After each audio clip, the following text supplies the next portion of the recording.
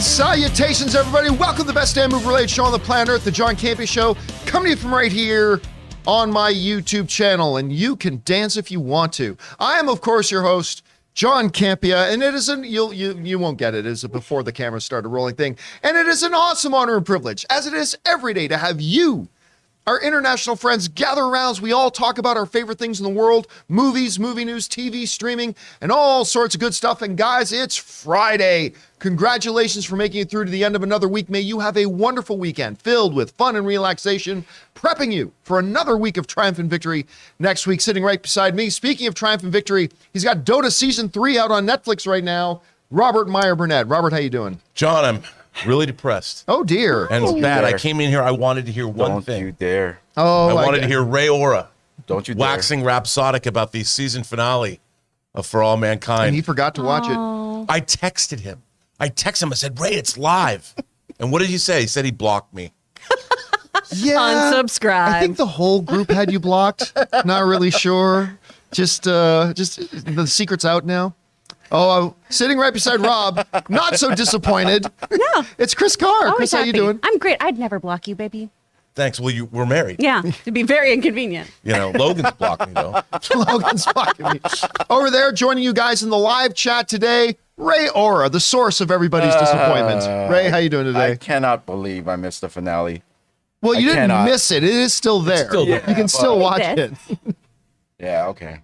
And right beside him, running the show today, producer Jonathan Voico.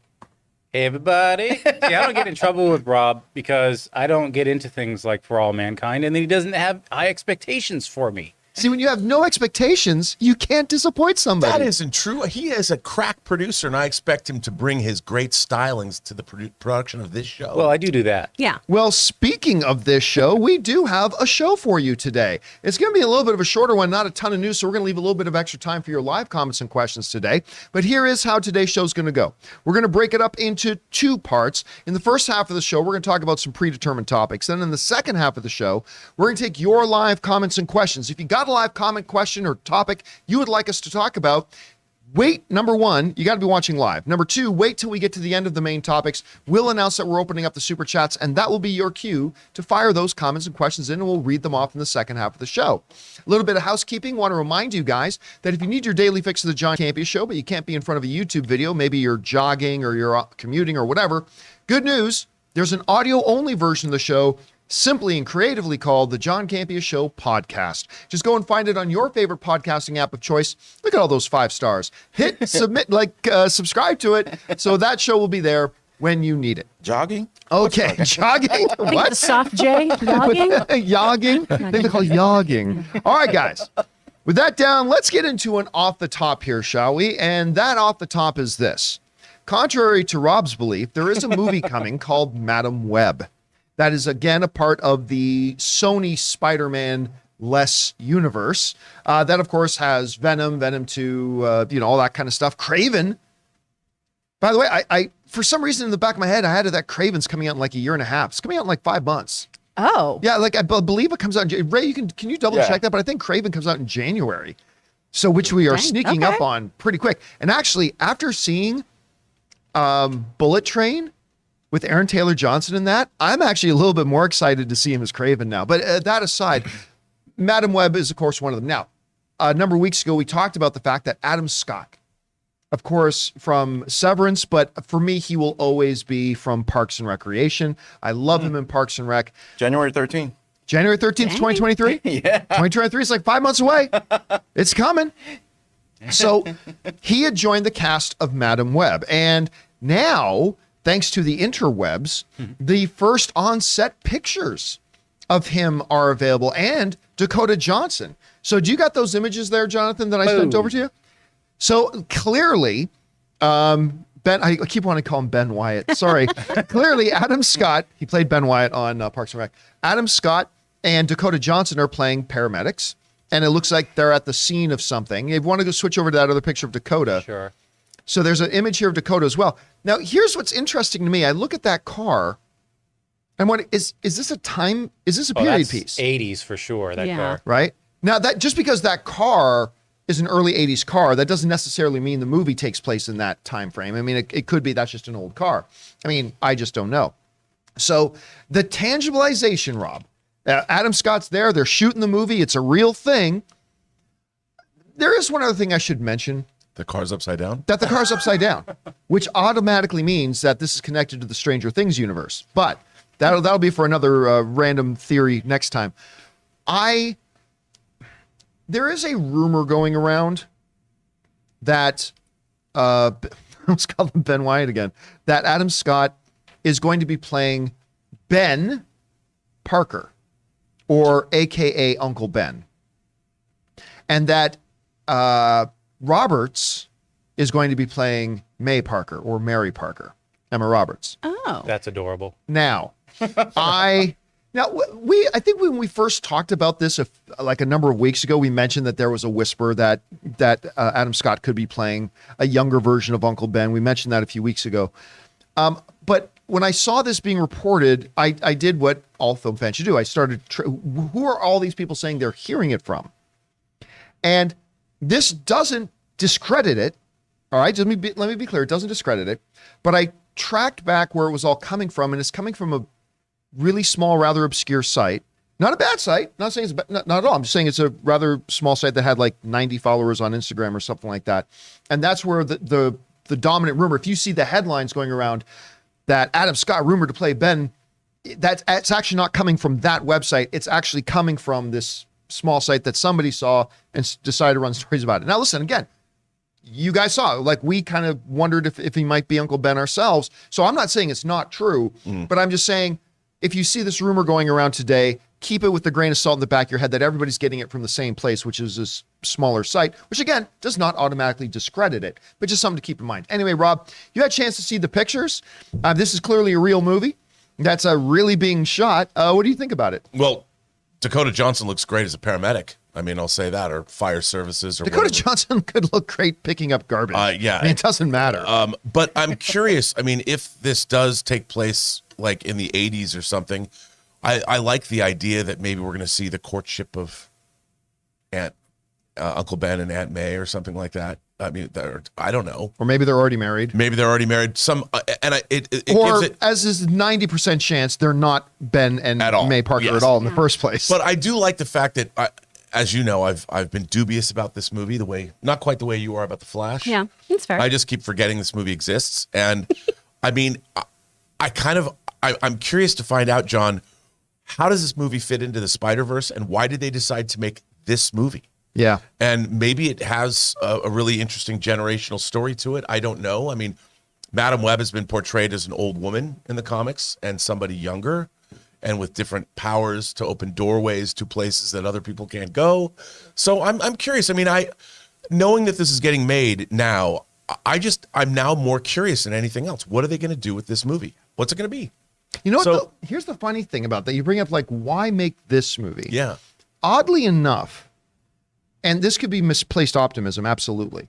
Oddly enough, that actually gives me a little bit more hope for it because, like, okay, if DC makes their next movie a Superman movie, well, that's obvious. You make a Superman movie. But you're right. A Madam Web movie doesn't make a lot of traditional sense. Right. Right? Like, nobody knows this character. Is this what, like Venom? Yeah. Even non-comic book fans know about Venom. They don't know much about him, but they know who he is. This one doesn't make much sense. So the only thing I'm left with is somebody must have come in the office with a banger idea. Yeah. Like with a really good pitch. Again, that might just be misplaced optimism, but that's kind of one thing that comes to my mind. They certainly have attracted a really good cast. So anyway, Chris, you're seeing this. What do you think about the images, and where are your thoughts on Madam Web right now? I'm just interested to know which Madam Web she is. Because there's Cassandra Webb, and then Julia Carpenter eventually becomes a Madam Web, too. Neither of which have paramedic experience. The rumors are both of them are going to be in it. That's the rumor, is that both characters. There's rumors that Spider-Girl and Spider-Woman will both be in it. Okay. That the two different iterations of Madam Web will be in it, being played by two different actresses. So I mean, it's again, Okay. these are just rumors that are 'Cause the Julia 90% version probably. seems Literally more everyone interesting. but Spider-Man. Everyone but Spider-Man. Everybody but Spider-Man. Because that one seems more likely in just that you have like the whole like being part of an athletic study and then taking on a superhero thing and then becoming Madam Web. That makes more sense to me from a like film perspective, as opposed to just having Madam Web be a tertiary character who deals with Peter. As far as the Ben and May thing goes, though, that's a 19-year age gap between Roberts and Adam Scott. And while Adam Scott is a dreamboat, that's a sizable age Yeah, but difference what was between the those what was two. the age difference between Laura Dern and Sam Neill? Sam Neill. I mean, it's nothing new in Hollywood. I think it was, yeah, it would be nothing new. That's very common. But that is something that I go, I don't know if that's going to be who's going to be partnered up in this. Can we bring up that picture one more time? The one of Adam Scott. This is like when I look at this is how Parks and Rec centric I am. The first time I saw this, I pictured him pitching her the idea of Icetown. That's the only thing that goes through my head on You this. forgot the point of the game, the cones. So it's the cones of Dunshire. You gather enough research. Like only Parks and Rec fans will get any of this. So we should probably move on. Anyway, guys, the question is for you. What do you think about this? Madam Web is off and running. We've got I keep wanting to say Ben. We still have Adam Scott pictures in there, Dakota, their EMTs, all the different rumors going around. Whatever you guys think, jump down to the comment section below and leave your thoughts there. Okay, guys, with that down, let's move into our main topics here today, shall we? And how do we select our main topics here on the show? Well, that's simple. You guys come up with our main topics. Whenever you guys come across a big topic, issue, or story that you guys feel we need to cover as a main topic here on the show, just go anytime 24/7 over to www.thejohncampeashow.com/contact. Once you guys get there, you're going to see a form. Fill it out with your topic or question. It's absolutely free. Hit submit, and then maybe, just maybe, you might see your submission featured as a main topic here on The John Campea Show. With that down, Chris, what is our first main topic today? Our first topic comes from Mikey. Hi, John and crew. I just read an article by Variety that said WBD still haven't given the Batman 2 the green light. It might have something to do with interfering with their 10-year plan, or they might think it'll confuse audiences with all the Batman variations on screen. I was a massive fan of the Batman, so I really hope the sequel does eventually get a green light. What are your thoughts? All right. Thanks a lot for sending that in, Mikey. And yeah, yesterday, I saw in my newsfeed a whole bunch of headlines from a bunch of outlets. Batman 2 not greenlit. Batman 2 not given the go-ahead yet. Batman 2 may not happen, and all this kind of stuff. And then, of course, with that headline, that broken telephones into, it's the next one that Zaslav is going to chop because the axe of Zaslav is thirsty and sharp and all that kind of stuff. He loves chopping highly successful franchises. Yes, Yeah. love taking super successful things and just cutting them down to size. Not so big now, are you? They say. So here's the thing. So I started reading through it, and yes, it is factually true that the Batman 2, Robert Pattinson, Matt Reeves' Batman 2, has not officially been greenlit, but there's a giant asterisk beside that. We'll get to that in a second. This comes to us from the folks over at The Direct who write the following. Variety reported that a sequel to The Batman has still yet to receive an official green light from Warner Brothers. Discovery amid ongoing shakeups and strategy shifts internal to the studio. The project is still currently in development under the Batman writer and director Matt Reeves, but the lack of movement means that any follow-up film will still be several years away. Prior reports suggesting that a trilogy for Robert Pattinson's take on The Dark Knight was all but settled following the first movie's critical and box office success, but it's still up in the air whether DC will bite the bullet. All right. And again, that's direct coming off that story. Again, the writer just mentioned the movie hadn't been given a green light yet. All right. We were at CinemaCon, and a part of CinemaCon in Las Vegas, when Warner Brothers did their big presentation, studio head came out on stage, had Matt Reeves come out on stage with them, and they both proclaimed The Batman 2. The Batman made $770 million at the box office. One of the best Batman stories ever put to film. Pattinson was great. The Riddler was fantastic. I mean, the movie was great. Still stands as my probably second favorite movie of the year. The Batman. It's fantastic. And at CinemaCon, they all stood on stage doing it. Well, then, John, how come they say they haven't greenlit it? Because of this. There's still no script. Matt Reeves is still writing the script. And while Warner Brothers Discovery has every intention of doing the Batman 2, make no mistake about it, they have every intention of doing it, the green light doesn't officially get given until the script's done. I mean, they have things in development. They're already putting up money for Matt Reeves to develop. I mean, money's already being spent. But there's no script yet. It's not done. that's when it gets the official green light, and that's when they open up the next level of financing for it and all that kind of stuff. So yes, it's true. The Batman 2 has not officially been given the green light yet, but it is absolutely happening. And this is really just standard operating procedure. Anyway, Rob, you saw all this. You have more experience on this stuff than I do with the background work in the studios as a producer and all that kind of stuff. How do you address it? You said it perfectly. I mean, when a movie is in development, it's in development. A green light is moving a movie into actual physical production or pre-production, as it were. But that's, you just said, the spigot is turned on, people are hired, money is being spent. That's what a green light does for you. It's like, oh, okay. Literally imagine your car sitting at a green light, a red light, waiting for the red light to turn green. You put your feet on the gas or your foot on the gas and you drive forward and get to where you're going. That's kind of exactly what happens when the studio gives you a green light. You have your car, which is the script. You have your budget. You have your schedule. You have everything you need to know about how this movie is going to get made. And another part of a green light is the budget. Yes, so the budget's got to be submitted as well. And the budget, and it's approved. And once all these items are approved, then you get your green light. And usually, I would say it's also cast by then, too. That's part of it. But yeah, and like you said, the script's getting written.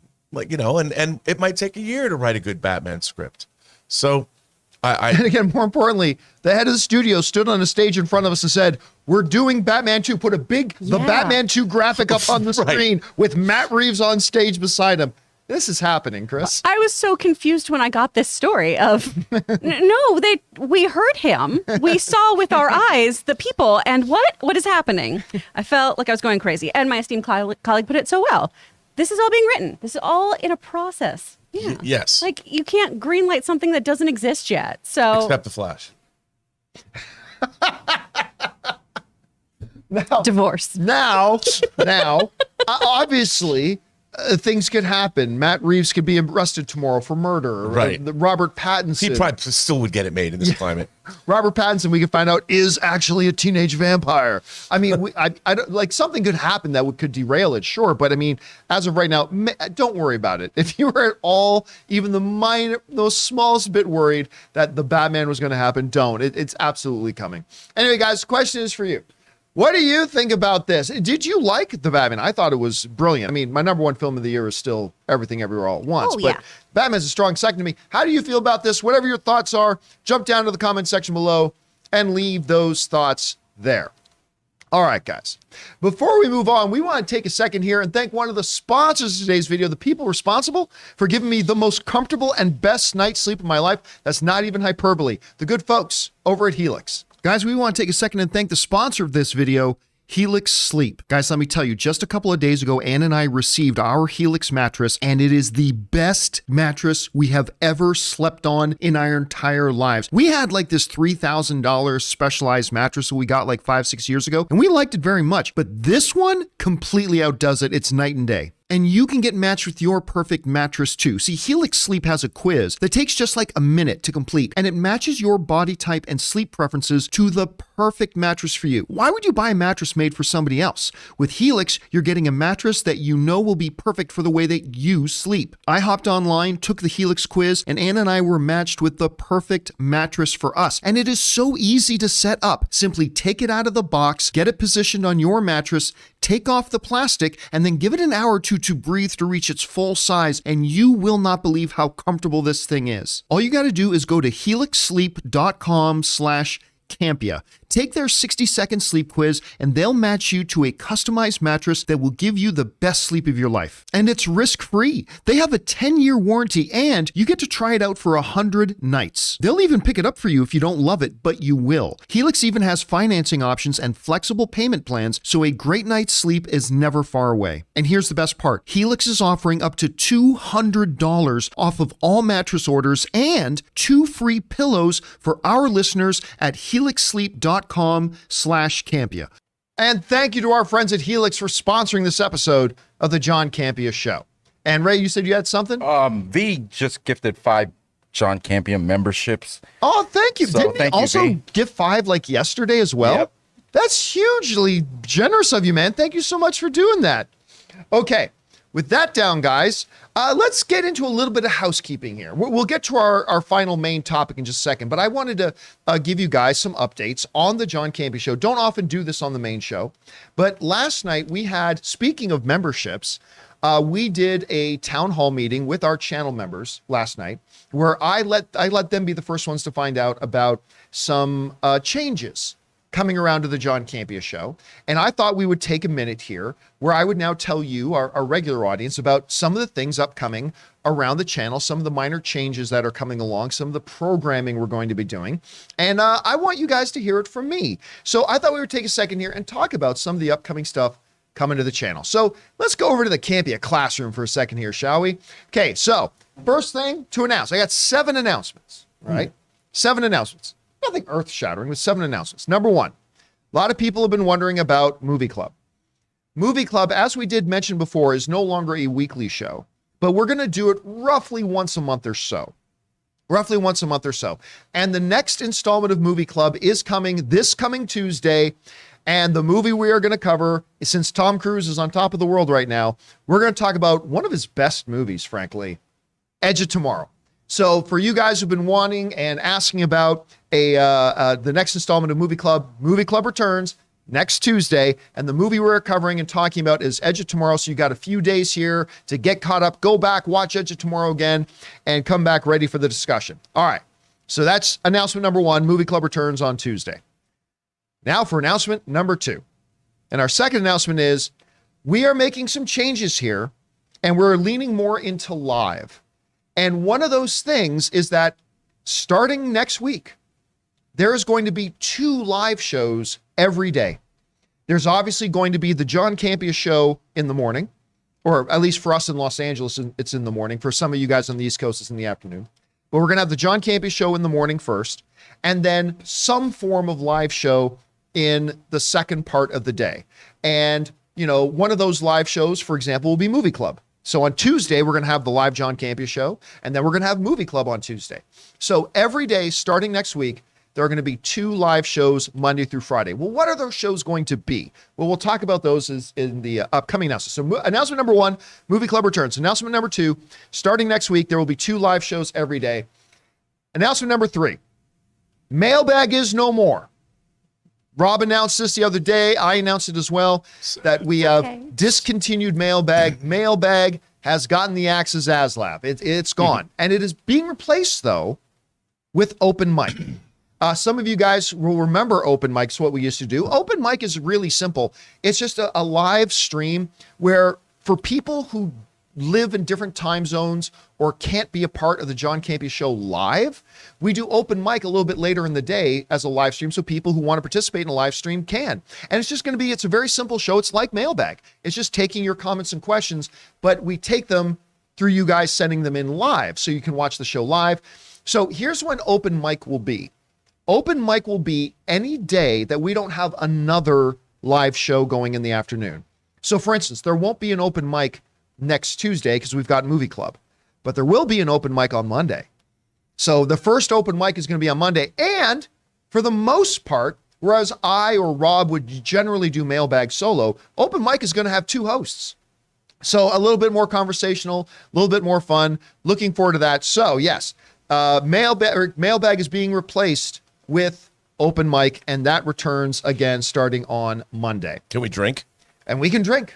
Oh, nice. I mean, I don't drink. I was gonna say, but you can drink have if you all want the to. TV you want, and Rob and I will have so much gin. So much gin left That over bottle, for everybody. I got my eye on that. Yeah, so I And then don't I'll drink, just but camp out I'm the one here. who keeps this bottle right here on my desk. All right, so announcement number 1, Movie Club returns. Announcement number 2, we're going to have 2 live shows every day starting on Monday. Announcement number 3, one of those shows is going to be Open Mic. So some weeks there'll be 1 episode of Open Mic. Some weeks there might be 4 episodes of Open Mic. All right, let's get on to announcement number 4.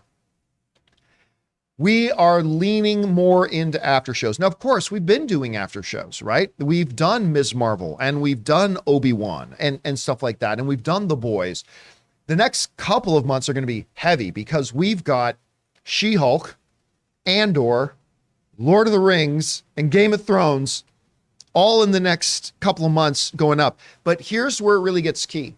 We are not only doing the post-game after shows, we are going to do pre-game shows as well. So now we won't necessarily do a pregame for every single episode of every single show, but we'll at least start every show with a pregame. So this coming Wednesday, next Wednesday, we're going to have our She-Hulk pregame show because She-Hulk then comes out at midnight on Wednesday. So we're going to do a She-Hulk pregame show on Wednesday. We're going to do a She-Hulk postgame after show on Thursday. And you can imagine, and the weeks where all 4 of these shows are going to be running at the same time, it's going to be some busy weeks. It's going to be some busy weeks. But the after shows are coming back, and the pregame warm-up shows are coming back as well. All right, let's get into announcement number 5. The Weekly Hero returns. We haven't done Weekly Hero in a couple of years, but we have been talking about doing the Weekly Hero and bringing the Weekly Hero back for a while now. And, it was actually Jonathan Boyko that brought it up again finally and said, you know what, we really just need to stop talking about this and do this. And he was right. The Weekly Hero is returning. Now, for those of you who weren't around when Rob and I used to do the Weekly Hero is really just a recap show. So it's a show once a week that looks back at the previous 7 days and all the biggest news and topics and stories that came out of like comic book movies and comic book TV shows. And as always, there's going to be a hot toy inspection as well. Rob's going to bring in a hot toy every week where we'll talk about a new hot toy. It doesn't even have to be a new one, maybe even an old hot toy, and talk about how great the hot toy is. And I even hear rumor there's going to be a certain segment which leads into this. I'm not going to be on the Weekly Hero. That's going to be the one big difference. I'm not going to be on the Weekly Hero. The Weekly Hero is going to be Robert Meyer Burnett and Chris Carr. Yeah. It's going to be that. So there's going to be even one little, probably 5-minute segment of each Weekly Hero called Rob and Chris have issues. So that's going to be a part of it. And I'm very much excited about the Weekly Hero returning. When specifically, it's in the next couple of weeks sometime. We haven't nailed down an exact start time, but it is soon. We're relaunching Weekly Hero really, really soon. All right. So the next announcement is, well, with after shows, the Weekly Hero, open mic and everything, we need more Chris Carr. Yay! So Chris Carr is going to be around more often. So you're going to see her on some more afternoons. She's going to be in here at least 3 afternoons a week. Yep. So doing different shows. So you're going to see her pop up, obviously, on Weekly Hero, on some after shows, probably on open mic once in a while. So Chris Carr is going to be around more often, gracing our studio with her presence. So we're very, very, very excited about that. Yes. Now, the final announcement is, with all these shows, even with more Chris, it's still not enough. We need more help. But wait, there's more. There's more. One more thing. Amy Newman is going to be joining us. Yay! Of course, Amy came in for 2 weeks to fill in for Chris Carr when she was laid up at home sick. And she did such a great job that with all this programming and all this stuff that we're doing, we reached out to Amy, and I've been having conversation with her. And Amy Newman is going to be coming back at least 2 days a week. She's going to be coming in to help us out on a regular basis. So let's scroll back up to the top there. So the announcements. This is like our own D23. Wow. So Just dropping bombs. Dropping bombs. Movie Club returns next week with Edge of Tomorrow. We're going to have 2 live shows Monday through Friday. Mailbag is being replaced with open mic with 2 hosts. After shows, we're going full speed with after shows with both pre-shows and post-game shows. Rob and Chris bringing us the Weekly Hero every week. Chris Carr is going to be on more, and Amy Newman is coming back. You forgot the 8th. What's that? I'm going to break it to you guys right now. Oh, here it comes. I'm finding out about this too, guys. This is new to me. Henry Cavill is not coming back as Superman. That's So mean. That's our big announcement. Henry Cavill not returning as Superman. No, that's just Ray just made that up. Has nothing to do with us. But hey. So that's your lineup for Campea 23. We are so glad you guys decided to hear us out. And again, big thank you to all of our channel members who were the first to hear about this last night, gave me some feedback yesterday on everything. And now you guys know what's going on with the channel as well. Campea 23. C20. He just picked up on that. C23. And we've got some great weeks ahead of us, guys. So buckle up, and we're glad you're here joining us for the ride. Okay, guys. With all that down, let's get into our final main topic today. Chris, what is our next main topic? Our next one comes from storytelling and spandex.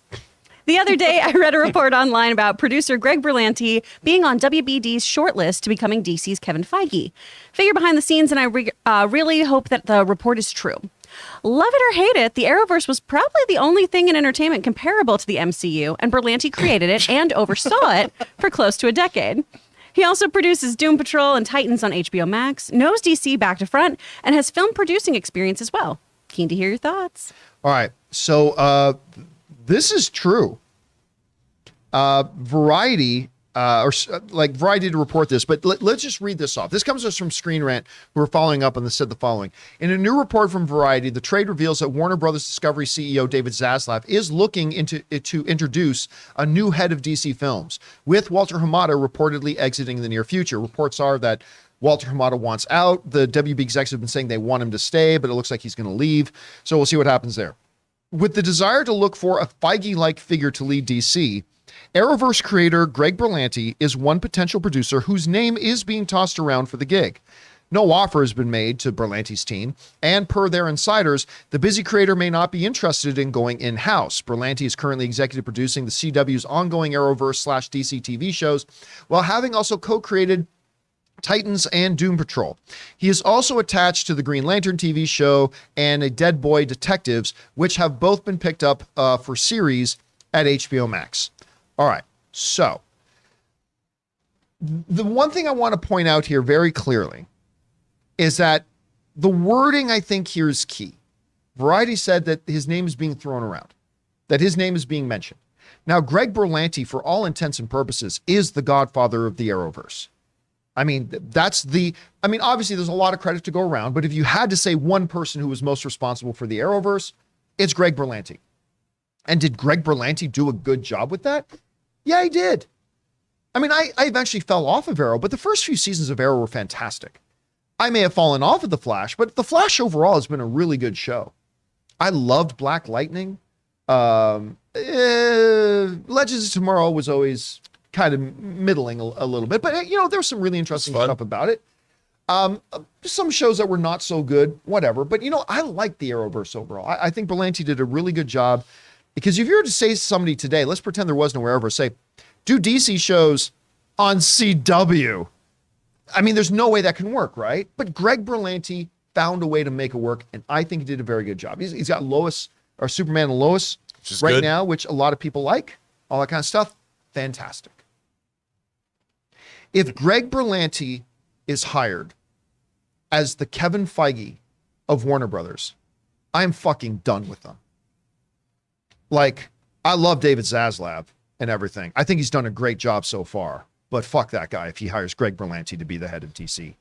Wow, John. Am I being ambiguous at all? Shots fired. Am I being at all ambiguous? Is there anything not crystal clear about how I feel about this? Listen, again, but John, you were just saying, you really like, I do. I like Greg Berlanti very much. I think what he did on CW is very good, but it's really good for CW.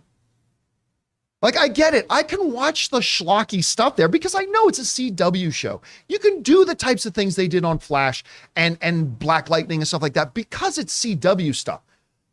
None of that stuff should be considered cinematic DC content. Like, at all. Now, is that to say that he couldn't possibly be capable of doing that? Honestly, I don't know. I mean, it wouldn't be fair of me to say he's absolutely incapable of doing that. But it's like, I really like Gordon Ramsay's food. I love Gordon Ramsay's food. He's great at what he does. Should he be the next head of DC? No. He's great at what he does. And I love Greg Berlanti. He's very good at what he's done with CW. He did something that I think would be very hard for other people to do. But that ain't this. And look, I hate to say it, but do you know more people watch the John Campea YouTube channel a month than watch The Flash? I went in and I looked up the ratings. The Flash gets around 2.5 to 3 million viewers a month if you add up all 4 episodes that come in a month. Now, granted, the John Campea, we put up tons of videos. It's not an apples to apples comparison, but we are a small YouTube channel. If your TV show can't get more views than my frickin' nobody YouTube channel, then there's a problem. And actually, we get as many views as if you combined Superman and Lois and The Flash together. And we're a nobody, butt fucking nobody, like, YouTube channel. That's not good. That's not good. So, no, listen, look, and does it upset me as a fan that David Berlanti's or Greg Berlanti's, Ron Jeremy, that Greg Berlanti's name is being batted around. Well, no, that doesn't bother me because listen, you would at least have to have him as part of the conversation. He's the guy who made the Arrowverse. Of course, that's a name that has to be brought up, and that's fine. And I like the guy and what he's done. I can't imagine 10 other creators that could have done as good of a job with the CW universe as he has done. And I look forward very much to the future stuff that he has. But as the next Kevin Feige? Are you fucking kidding me? No. And as much as I've been very high on the WB train lately, I will be getting off at the next station, thank you very much, if they actually did this move. So I don't know. We'll have to wait and see. Rob, obviously I have mixed feelings about this. What do you think about the idea of Greg Berlanti becoming the Kevin Feige of the DC Cinematic Universe? Well, look, television and feature films are very different animals. And not only does Greg Berlanti, I thought he was great at what he did creating the Arrowverse, but you're managing writers' rooms.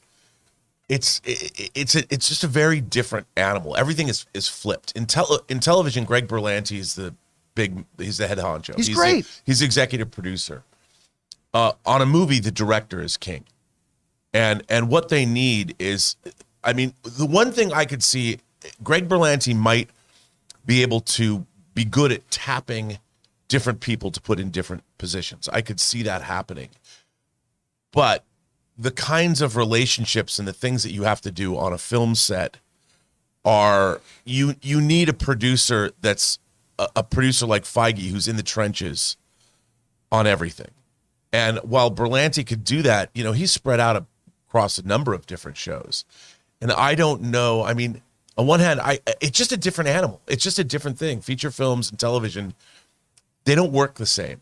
And I don't think that just because you have a very successful TV producer, you can plug them in to making feature films just because the subject matter is the same. And I don't see how that would work. But hey, it's not to say that it couldn't, but I think the material, I haven't seen feature film, like you said, the quality of the material has not shown me that it's feature film level. Superman and Lois kind of comes close, but the other shows, like you said, are very much CW shows in their conception. You know what the comparison that comes to my mind is this, is that I think Berlanti has done a great job. And I mean that wholeheartedly. I think he's done a great job with Arrowverse making that kind of content. Right. But just because you can make that kind of content, that's a totally different game than the type of content they're aiming to make with their overall cinematic universe. The comparison I think about is Joe Coy in Easter Sunday.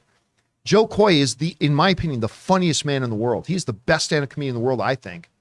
But so you'd think, oh, well, if he's funny, then he can make a great comedy movie. That'll be easy. No, it was totally different things. And so he put out Easter Sunday, and it's the worst movie of the year. So, and I think just because Berlanti does one thing really good, I don't think this is transferable. I could be wrong about that, though. I could be totally wrong about that, but I just think this would be a really dumb decision. Anyway, Chris, what do you think of this? Oh, man, we're going to go from the chat being like, yay, more Chris to this dumb girl. I think that Greg Berlanti has done an excellent job creating a CW universe with a CW budget. I think if you give him a different target audience and a different budget, he could do very, very well. Because right now he's catering to a certain crowd. Yes, he's been appealing to DC fans, comic book fans, but also to the demographic that the CW has often relied on, right? The CW is a lot of kind of soapy kind of shows with really beautiful people in them. Hi, Aaron Cummings. That's why you're on there. So, they do a really great job with that stuff. He does know his stuff. He does do a really good job with shared universes. Have a lot of these shows kind of petered off?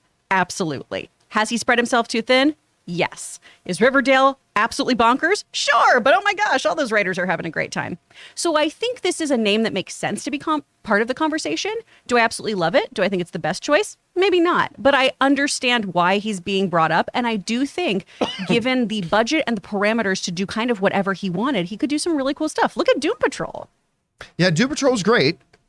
That nobody watched, unfortunately. I know. I love that show. I love Doom Patrol. No, again, I love the first few seasons of Arrow. There's stuff about Flash I love, but again, I resist the idea that just because you're good at one thing, that means you'll be good at this other thing too. Oh, for sure. It's right? not completely transferable, but I do think that we should give him a little bit of credit here of, yeah, he did great on the CW. That could translate to something else. Because TV and film is getting a little closer and closer. Not necessarily CW shows, but we are kind of blurring the lines of narrative storytelling when it comes to theatrical versus television. I just kind of feel, though, that DC right now, because of this roller coaster that it's, and I think everybody would admit that it has been. It doesn't matter if you're a big DC hater or a big DC lover. There have been peaks and valleys with DC the last couple of years. We are way beyond. I think DC is way beyond the point of being able to have the luxury of being experimental about who their head is going to be. Yeah. You're way beyond that. Like, hey, you know what? You got a young, scrappy football team. Why not get in there a new coach and blah, blah, blah. No, that's fine. But there's some teams that you need to bring in a seasoned hand. I think they need to bring in somebody that everybody can look at immediately and go, that's the girl or that's the guy. Like, I just think you need, I don't Greg know. Could be their Ted Lasso, John. He could be That's their the thing. Ted Lasso. When you're a team that's in the position that team was in, bringing in Ted Lasso, what can go wrong? But I think DC is not at that point. Fair. They cannot afford right now. Like, I think the fandom is kind of looking at DC right now as a little bit of a restart. Okay, we're going to give you a chance here. I do not think they can afford to botch this hire. I think this hire has to be airtight, I think. And Rob, you've brought up many times, it's not an easy hire. It's not going to be an easy thing to do when you're looking at getting your own Kevin Feige. That's a tall order. And Berlanti, there's a lot of money to be made in TV. More money than there is to be made in features. And I could see him, going from, the guy's running how many different shows at once? And he's done an effective job. Maybe he doesn't want to go make movies. And that's one of the things that the report was saying, that, you know what, he's got a real sweet, rich deal right now. He's got an empire. He built an empire. And does he want to do something that's a little bit more iffy? I mean, if he had those kinds of creative plans, and maybe so.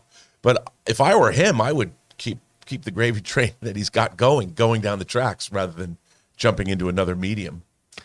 Question is for you guys. What would you think of Greg Berlanti, who has never made anything that I would consider DC cinematic quality yet, but had done a great job with creating and listen, we all know the Arrowverse. He created that. Give the guy his props. So I don't know, how would you feel about if they came out and said that our new head of the DC division is Greg Berlanti? I have made my feelings clear. I would not, even though I like the guy very much, I would not be happy about that. Chris would be a little bit more open to it. If I'm on a plane, I don't want the pilot to fail. Well, true. I'm always rooting for whoever's at the helm. But wouldn't you root them to get a good pilot to start off with? I would. But you know what? Since I'm not flying planes, I can only say what I know about flying planes, what I can enjoy as a passenger. Well, there you go, guys. How do you feel about this? Whatever your thoughts are on it, jump. And I'm sure we're going to have a lot of mixed opinions. Some will agree with me, some will disagree. I doubt there'll be everyone's gonna opinions be on this. This universal. doesn't seem like a hot topic. I don't know. What do you guys think? Jump down to the comment section below and let us know your thoughts. All right, guys, with that down, we're going to spend the rest of the show and just hearing from you. We're going to take your live comments, questions, theories, opinions about any of the stuff that we've already talked about or anything else for that matter.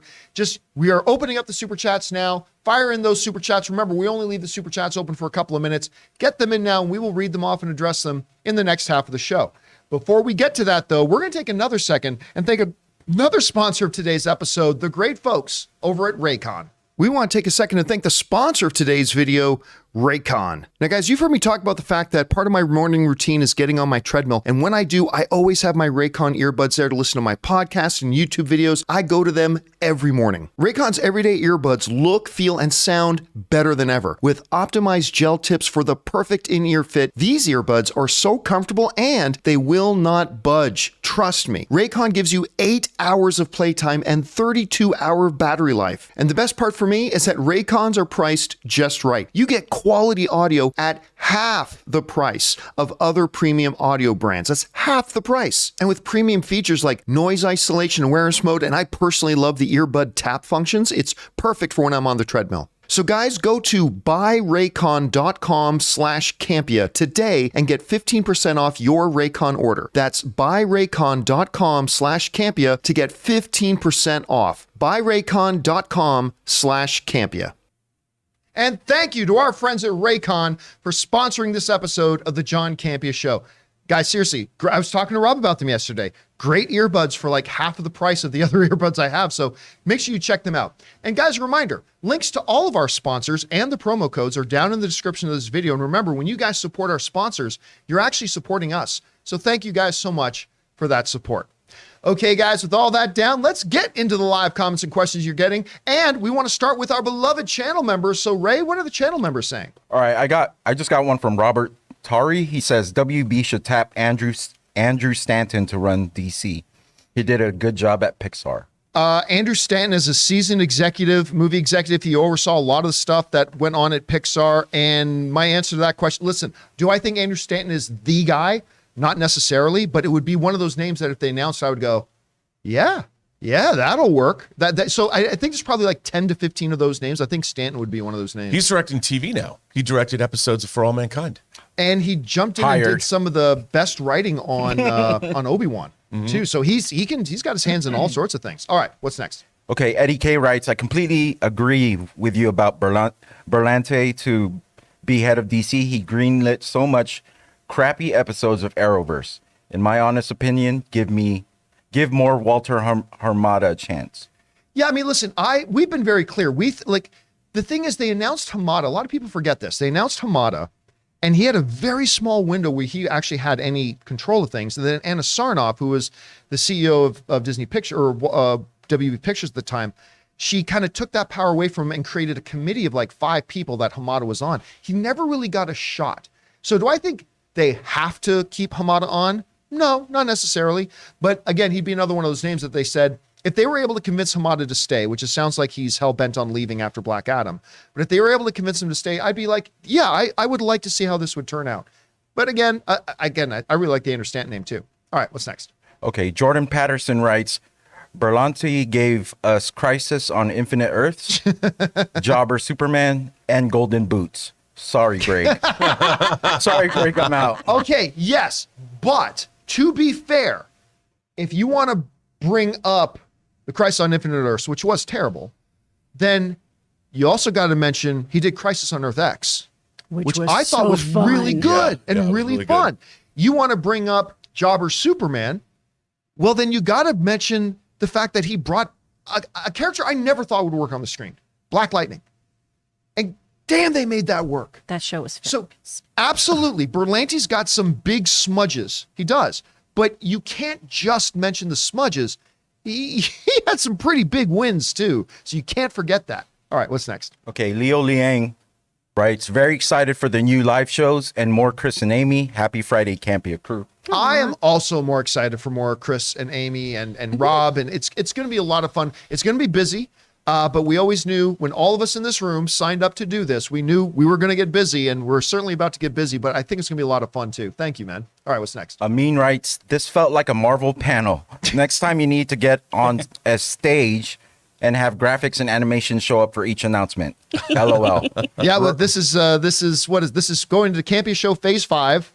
We should have had Amy walk out and do whatever. We should have had Henry Cavill come out and do the announcements for us. I don't know why I didn't do that. He finishes by saying, Ray, you better get on that. Just kidding. Can't wait for the after shows. All right, what's next? The Everything Entertainment Network writes, Rob, you answered my question a few weeks ago about the Beetlejuice musical on Mailbag. Well, went out to New York City to see it in person, and it's now like a top 5 musical of all time for me. Wow. It's that amazing. That's great to hear. I was supposed to see that with my mom, and I got really bad food poisoning in New York, and I missed our show, and I just got to throw up all day instead. See, if it's going to be on Broadway, it must be of a certain quality level. Yeah. Like if it's going to get on Typically, yeah, Broadway. unless you're Bialystocking something. I mean, it's crazy that so many of these movies are being turned into Broadway shows. They're doing Almost Famous. Well, now. when they put Spider-Man a Broadway show, I mean, that was with the U2 soundtrack to it. Moulin Rouge, have you gone to see that yet? I know. No, Anne's we got our tickets. We have our People tickets. said it's great. Oh, I'm sure it Yeah. is. I cannot wait. All right, what's next? That's it. All right. Well, then let's move over to the super chats you guys have been firing in. So, Chris, what do we got? We have from Ben Raynard a $20 super chat. Thank you, Ben. Bringing on Berlanti would be like bringing Filoni to run Lucasfilm. Both are great producers and both should not be heads of studio. I mean, the one thing I will say about Berlanti over a Filoni is that like Rob mentioned, the advantage that Berlanti has over Filoni is he runs an empire, right? He is his own studio head. Yeah. One of the things that I think we as film fans and TV fans, we think, oh, if somebody's a great director, that means they're a great studio head. There's a big difference between being a creative director and being a studio executive, a corporate executive. Those are two completely different skill sets, absolutely different skill sets, which is, why quite oftentimes when we hear studio heads being named and division heads being named, they're names that most people have never heard of. And that's the way it should be. Filoni has created some great content, but he has zero experience about running a corporation, running a studio. It's a different skill set. So I would give Berlanti the edge over Filoni and something like that. All right, what's next? Can I interrupt real quick? Just with one more premium member. The man with the master plan says, Ray, how can you miss For All Mankind finale? You're mad at write my own heart. Anyway, thank you, John, and the team for providing my daily source of info, and can't wait for the new stuff.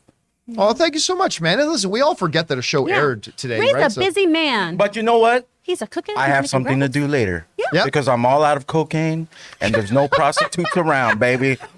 What? So he's gonna take and still miss For All Mankind. Ray, this is not the Beyond team yet. We're not on the Beyond team yet. Oh, yeah. That hasn't started. What's next? From Zach Marcello. Watched Shawshank last weekend for the first time in a while. What an amazing movie. Came out in the legendary 94 year and missed the Oscar to FG, one of two. Is there another one? Yeah, Zach? right. There we go. Even though I love both films, I feel like Shawshank got the shaft. Wondering where you place this movie in your pantheon. Oh, Shawshank Redemption is one of, without hyperbole, it is one of the greatest films ever made. Should it have beat Forrest Gump? Yes. Okay. Because when you look today, and I get it at the time, like you're in the moment and that's something. And sometimes it takes years and years and years. Today, when you go back and you look at like either it's AFI or other significant places that list their like 100 greatest films of all time, Shawshank is always over Forrest Gump. Always. And I'm not saying it's a mistake at that time in that year, because again, sometimes it takes years and years and years for us to really see what stands up the test of time. But that was an incredible year, because was that not also the year of Pulp Fiction? Yes. So you had, and was that not, there was another big one too that year, but like that was a stacked year. But yes, to me, Shawshank Redemption is a top 5 greatest film ever made in history. It's just that good. And people forget, John, Forrest Gump was a monster hit. It was huge. And it was a gigantic populist favorite film. And Shawshank Redemption was not a hit at all. In fact, it didn't make much money on its original release, and it wasn't until later that people caught up with it. But yeah, absolutely. Shawshank Redemption, again, it's a top 5 greatest film of all time ever made. So it absolutely should have won Best Picture that year. But again, that's hindsight, right? It's hindsight. All right, what's next? From Jay Master, Steve Martin and Martin Short, Father of the Bride and Father of the Bride Part 2 are now streaming on Disney+. Ooh, Yay. I like those movies. I love them. The Chippa Chicken. You know what's really funny? I took it was about a month ago. I watched a bit of one of my top 10 favorite comedies of all time, which is Dirty Rotten Scoundrels, So good. with Michael Caine and Steve Martin. And if you have not seen it, it's one of the best comedies ever. And Ian McDiarmid, the Emperor Palpatine, is in that movie too, by the way. But I remember I popped it on and looked, and I'm like, because Ann had just been watching some Only Murders in the Building. I'm like, Steve Martin really hasn't aged in like 30 years. I don't know if it's the banjo or whatever. Banjos keep you young. Banjos keep you young, I guess. That's the only thing I can figure. All right, what's next? From Peter Cunnington, sad update, and Anne Heche has died. And she's taken off life I had support. heard they were saying it was unlikely she was going to survive, but I had not heard that she had officially died. The chat earlier was I saying think they had yesterday taken she her was off life already support. brain dead because they were saying like they were looking at what organs were still okay to be donated. Yeah, I heard that donor. but they had not officially Right. yet pulled the plug. She had not officially died. Yeah, I mean, tragically sad news. I just saw her recently. I don't watch a lot of network television, but one of the shows I do watch is Chicago PD, and she had a recurring character recently on that as well. So I mean, really sad news. Again, I don't have a lot of details, but apparently she was involved like in a hit and run like 5 minutes before it happened to. Like something was clearly very she wrong. crashed into a house. And then she crashed into a house, and she was like in the car while the car and the house were burning for like 60 minutes before the firefighters were able to get her out, and it's just that's awful. anyway, terrible stuff. But anyway, thanks for bringing that up, man. All right, what's next? From Andy, one of two. If WB actually makes Berlanti their head of their DC live action shared universe, then I'm tapping out. I give up on DC. I hated how the Arrowverse... How the Arrowverse ran.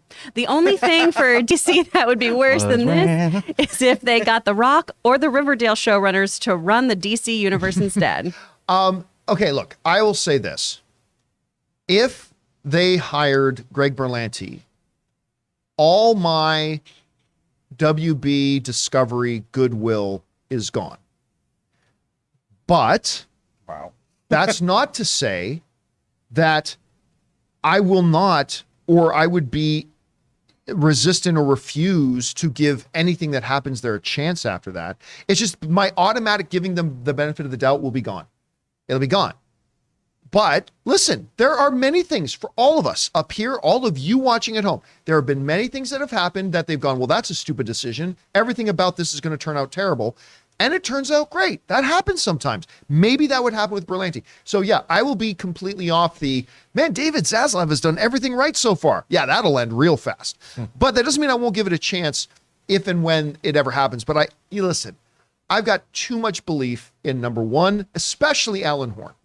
I have all the belief in the world in Alan Horn. He is the best film executive of the past 30 years. So I don't believe with Alan Horn being the consigliere to David Zaslav now, I don't think he's going to let that happen. I just don't see it happening. If they did, I'm going to start questioning reality. So I don't think it's going to happen. But who knows? Who knows? All right, what's next? From Jay Bling, RIP, and Haish pulled off of life support. Yeah, so I guess they officially did that. And again, when the accident first happened, it was serious condition but stable. But I guess I had heard she was, when they did pull her out of the car, she was conscious, responding, and then fell into a coma. And yeah, really, really sad to hear. All right, what's next? From Rafael Castillo, I enjoyed designing Hollywood a lot. Nice. Rob, you're a great interviewer. Oh, thank you. One of the best I've heard. Well. The podcast covers costume design mostly, but will you cover set design?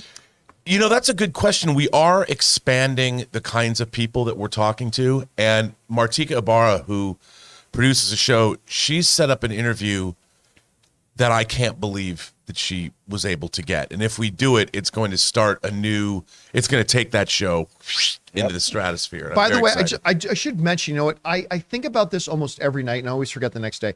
You know, one of the shows that we have on the channel here is Designing Hollywood. And if you guys are really interested, like truly interested in the art of filmmaking and what goes into making these movies that we see, primarily Designing Hollywood talks to the incredible iconic costume designers of all the biggest and best movies ever. Martika and of course Marilyn Vance do a great job of lining up the most incredible guests. It is on our channel. It's it's got its own playlist on the front page. Check it out. Rob does a lot of the interviews. Yeah, I mean, this week, Sandy Powell, who's won, she's won 3 Academy Awards, and she's done most of Martin Scorsese's stuff. She's working on Disney's Snow White right now. Interviewed her. Yeah, so guys, make sure you do check out Designing Hollywood on our channel. You're right, Rob does a great job with those interviews. All right, great. Can I get a premium chat in from Pickles? He says, For All Mankind was better than a lot of films I've watched this year. The last episode had it all. Thank you, team, and bring on the filthy. Well, Ray wouldn't know that. Yeah, I wouldn't know that. And I haven't watched the new season yet, so I got to get on that one pretty soon that's myself. good to hear. Thank you for I'm that. All right, what's excited. next? Yeah, it is good. From Harry Katsaros, The Batman has topped the 2022 Saturn Awards with 12 nominations. That's quite a few more nominations than any Marvel project, including Spider-Man No Way Home, and more than the entire combined Star Wars universe. That's great. I mean, how much does it win? And all that could be another question. A lot of nominations is great. But again, to me, The Batman so far is the number 2 best film of the year. My top 3 remain, and this hasn't changed for months. My top 3 remain. The number 1 film of the year, easily to me, is Everything Everywhere All at Once. Number 2 is The Batman. Number 3 is The Northman. So those are my 3 top films so far. What about Maverick? Top Gun. It's in my top 10. Okay. I really liked it. I really like it. I've been gushing about it since we saw it, but it might even be in my number 5 spot, maybe. But yeah, it doesn't crack my top 3. You mean with that complicated storyline? Yeah, with that intricate Shakespearean-like storyline. All right, what's next? From Suthius, Greg Berlanti? Please don't. Not that serious, fam. Again, let's see. It seems like a really odd choice to me, but we'll find out. All right, what's next? From Al Renshaw, it's unlikely due to Universal owning the Hulk solo film rights, but if that is Scar in the ship in She-Hulk clip, could we be getting World War Hulk movie adaptation in Phase 6 or even 7? World War Hulk obviously cannot happen while the Universal thing is still going on. So that's one thing. But if you guys did not see the latest Nope. teaser that came out What is he talking for about? She-Hulk. What is he talking about? The latest teaser for She-Hulk came out, and we've seen pictures that, why am I forgetting Tatiana Maslany's, what's She-Hulk's name? Jennifer. Jennifer and Bruce in the car together, right? We've seen a little clips of that, but they released the full, minute-long conversation where they're talking about Captain America's virginity. And it's a kind of a funny conversation. But then all of a sudden, this spaceship drops out of the sky right in front of their car and drives off the road. But when you look at that, so you freeze it and you look at that spaceship, you're like, huh. And then you go and look at Thor Ragnarok. It's like, that's one of the Grandmaster ships. So Rob and I were looking at that yesterday, and we're like, is the Grandmaster coming back to get Hulk? To get Hulk back? Or what's going on here? I mean, that's a really interesting way to get Hulk off world again. So the Hulk, Yeah. so Jennifer can take center stage. I mean, I don't know. We'll see. But again, as long as the Universal issue maintains, then no, don't expect to see a World War Hulk thing. Not to mention, a World War Hulk storyline, that supersedes any Avengers storyline. Yeah. Because you're literally talking about the Hulk coming back and taking out everybody. Except- Avengers, X-Men, Inhumans, it doesn't, Fantastic Four, he takes them all. That is seriously an all MCU encompassing storyline. So that would be a big undertaking in and of itself. I mean, I'd love to see it, but I don't expect it to happen. It would be great. She-Hulk pre-show. It's going to be lit. Yeah, I cannot wait. All right, what's next? From Ricky Bizarro, 1 of 2. Hey guys, odd question. How do you watch so much media? Between the show and prep, plus outside work, you all are clearly busy. But you manage to binge series, watch new releases, and even rewatch stuff. Some people don't watch all things like For Yeah. All Mankind. But yeah. I actually there we sleep go. while I watch, so it takes care of all that. So that's Hi. how, Do you watch in installments, watch while working, have some odd time-altering power? Really curious. I struggle to watch a movie a week, thanks. No, listen, there's a reason. Like when it comes up, it's like, I haven't been able to catch up on that yet or that yet. And people go, well, I mean, why? Because I'm working 10 to 12 hours a day. And then I got to spend a little bit of time with my wife and I got to sleep. And then I try to squeeze in some viewing. And that's why it's taking me a while to get through Sandman. We just finally watched episode 6 of Sandman last night. One of the better episodes of television I've watched in a while. That episode 6 of Sandman was fantastic. A little bit of a Highlander kind of feel. Oh yeah. Bob Gatling. To episode 6 was really, really fun.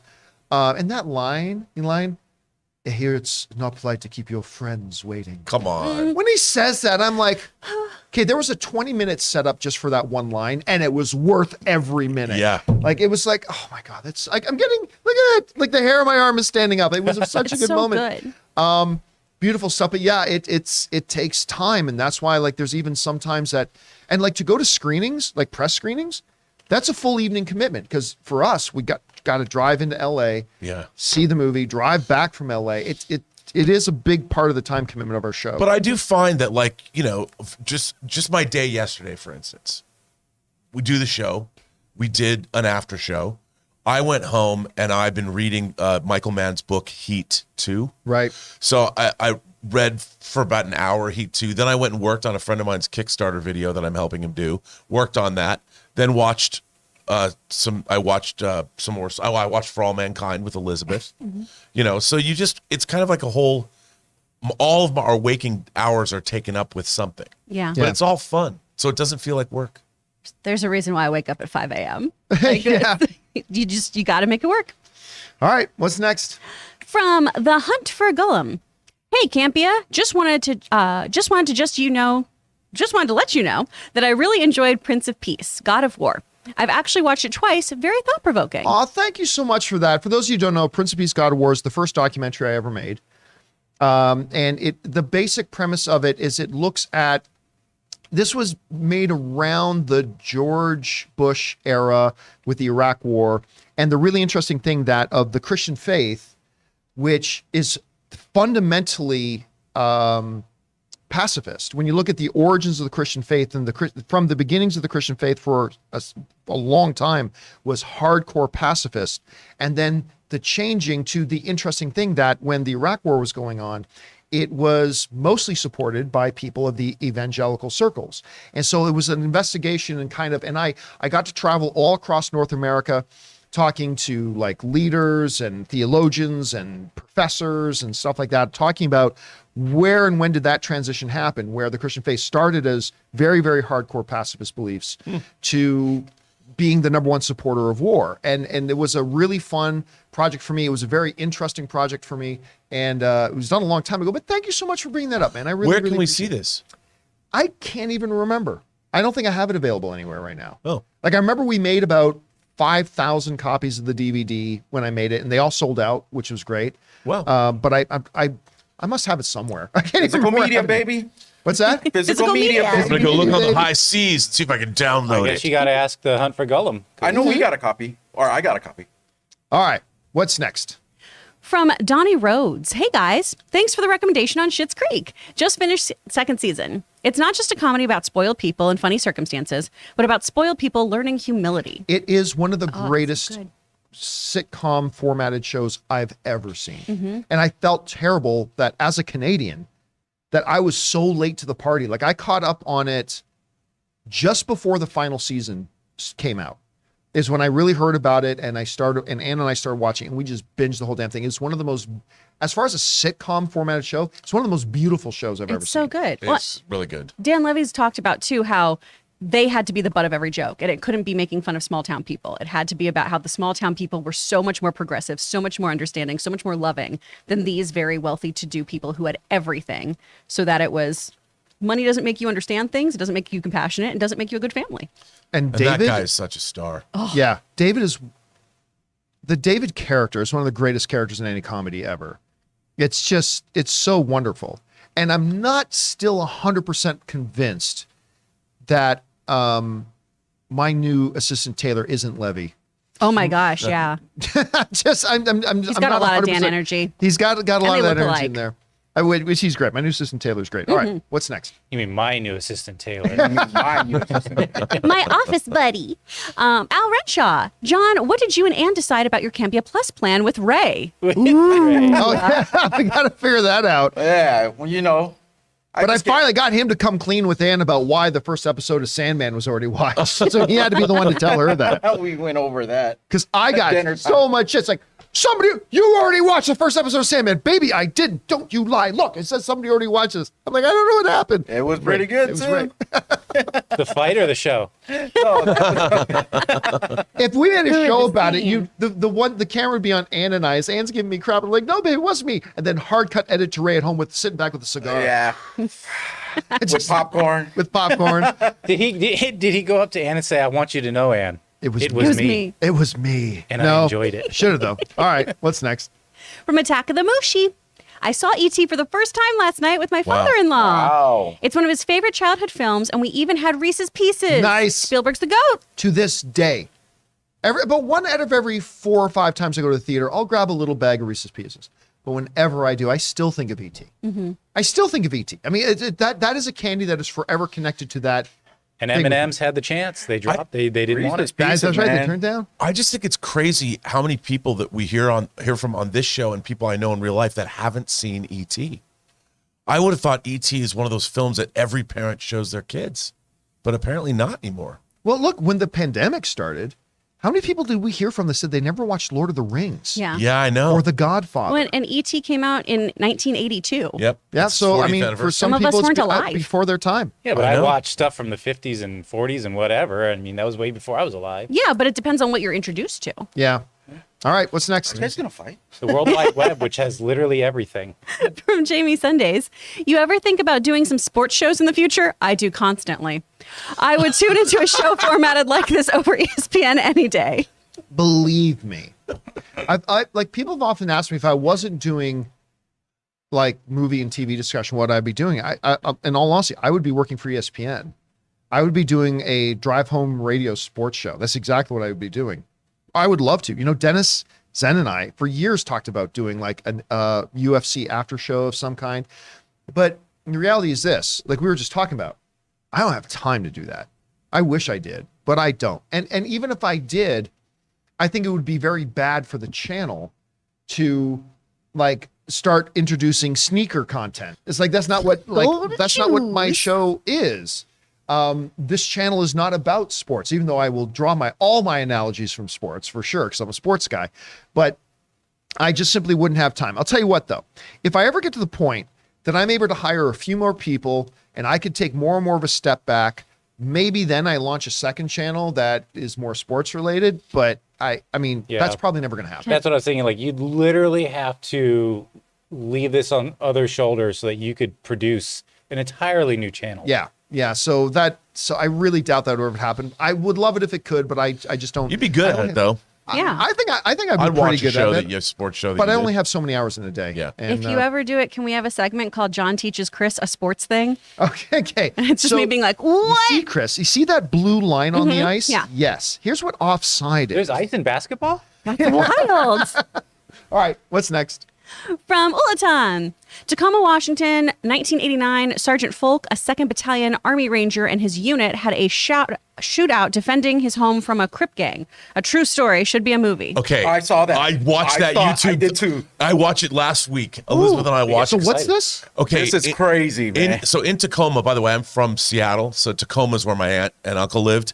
They had a horrible gang problem. Right. And an Army Ranger moved in, bought a house in a gang-infested neighborhood. Like lots of drugs. Lots of drugs, and he started there was neighborhood watch, and there was the residents and the gangs got into it.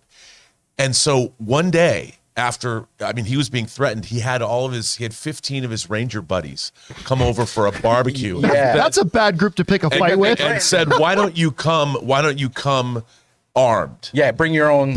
And they had a shootout in this neighborhood. These guys, I mean, they were all over the house or in the backyard, but they brought Ranger tactics, and it was kind of like John Carpenter's assault on Precinct 13. And they had this massive shootout, and that video must have shown up on all of our feeds because Watch that. Elizabeth and I watched it. She's like, didn't we go visit them in Tacoma? And I go, yeah, that's where my grandfather's furniture store was. It's crazy, and they should absolutely make that But movie. it should be like, if they were to do it, they should do it like really raw. Not like, don't make it all John Woo and all slow motion. Right, Just no. like do it really realistic. That's how I fight amount people. of bullets that flew through the air that night. It's luck. No one died. No one got. Yeah, no one died. and they didn't think that anyone who was wounded actually went far enough away that they were at a hospital that they didn't know that they were part of that shootout. It's amazing. Crazy. All right. What's next? From Al Renshaw, what would it take to get John to play Stray live on the channel? Most cats are lovely, John. You know, here's the problem. I would start the game and then immediately take the cat to the highest building and throw it off the ledge. Silly. And just run it off the ledge. There's a mod for it. You can Yay, play this Garfield. game is fantastic. There's a mod for that? Yeah, there's a mod you can play as Garfield on Stray. Do you just get to eat No, lasagna? Yeah. really? Does it Yeah. talk like Garfield? I don't know. To be fair, I've heard the game is really good. I know. Yeah. I've heard I might even have to try it. PS5 exclusive. I've got the PS5. Punching my table right now. You know what I still haven't done, Ray? I still haven't set up the PS5 in the theater room. Yeah, That's a and you know what you could Rob's do if been you asking did? for some time. I wouldn't be playing discs on it. You could watch Edge of Tomorrow in 4K. All right. what's Listen next? here. I don't want to, like, hey, there's been whispers from me telling John about possibly doing video games. I don't know.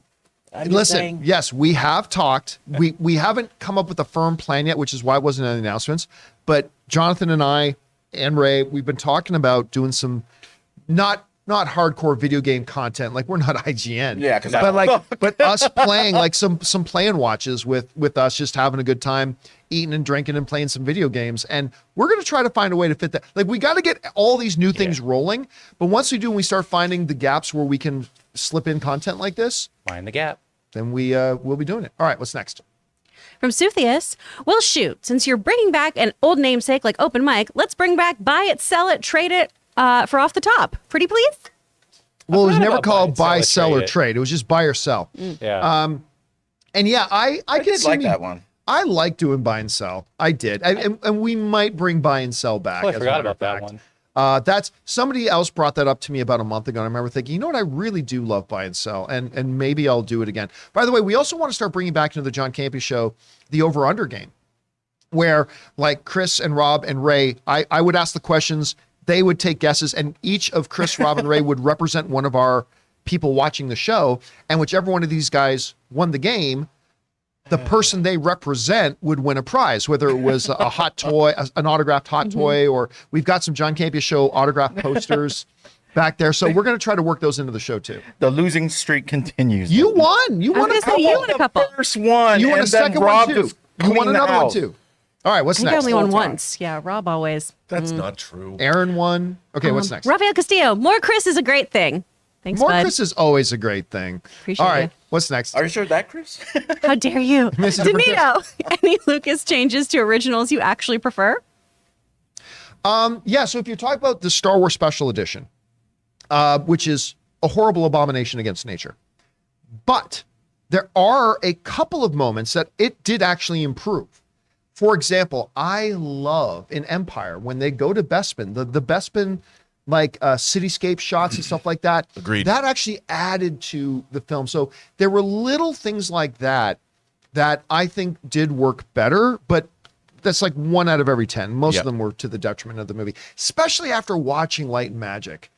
You're like, why would they change that? Well, you know what the problem is too, John, is they're very incongruous with the rest of the movie. Yeah. You know, you get to even in 97, I'm like, that movie had such great verisimilitude. And then you get to these CGI scenes and you're like, wait, they just didn't have those. They didn't have the technology when they made this movie. So it looks wrong. Yeah, I agree. All right, what's next? From Chris Miner.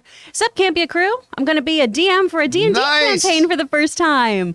I'm nervous, and I'm asking if you guys have any advice for a first-timer. Yes, kill the players quickly. No. Just Don't do that. was, like, here's so the mean. main That's not good advice. advice. Here's the main advice I would give. Plan a couple of plot devices because you've planned out your story, right?